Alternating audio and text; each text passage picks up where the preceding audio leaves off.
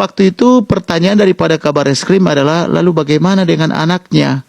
Karena ada anaknya 4 dan ada masih di bawah umur. Lalu saya katakan saya bersedia mengadopsi anaknya dan saya berjanji akan membiayai sekolahnya sampai pendidikan yang paling tinggi, sampai ke jenjang doktoral.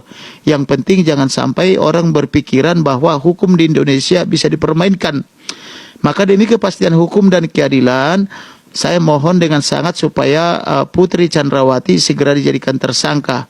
Selain itu juga saya sudah pergi tadi malam kemarin maksudnya ke Jambi untuk mendapatkan 5 surat kuasa lagi, 4 untuk pidana, 1 perdata, untuk memberi pelajaran kepada orang-orang ini yang terus menghina hukum kita. Karena saya punya kepentingan supaya Polri ini terselamatkan dari jerat mafia atau sandera mafia. Itulah sebabnya saya juga meminta perhatian Presiden agar dibentuk segera tim penyidik koneksitas atau penyidik independen melibatkan Angkatan Darat, Laut dan Udara sama PPATK.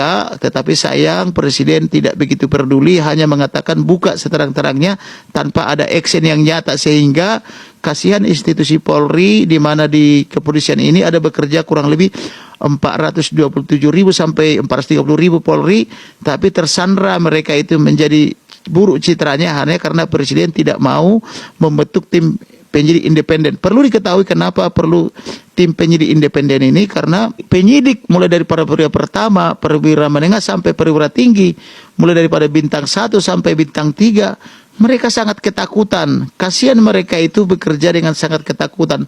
Oleh karena itu, karena mereka sudah mencurahkan isi hatinya kepada saya, cuma Bang Kamarudin Simanjuntak aja yang tidak takut. Kami semua takut katanya. Artinya betapa besarnya pengaruh mafia ini mencengkeram institusi Polri ini, sehingga saya melakukan gerakan moral untuk merebut kembali Polri kita, polisi kita.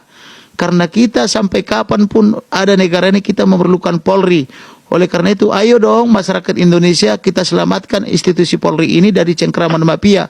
Bila perlu mafia ini kita usir dari Indonesia, karena mereka ini sangat merusak dengan cara mengirimkan uang, barang dan sebagainya berupa hantaran-hantaran kepada pejabat Polri, sehingga pejabat Polri ini tidak mengabdi lagi kepada masyarakat tapi mengabdi kepada kepentingan mafia. Itu sebabnya saya sering membiayai perkara, sampai ratusan perkara saya biayai untuk melakukan gugatan kepada lembaga-lembaga pemerintah termasuk Presiden dan menteri-menterinya, tetapi saya lihat tidak menyelesaikan masalah. Oleh karena itu saya merasa perlu keterlibatan seluruh masyarakat Indonesia dari Sabang sampai Merauke, dari Pulau Miangas sampai ke Rote.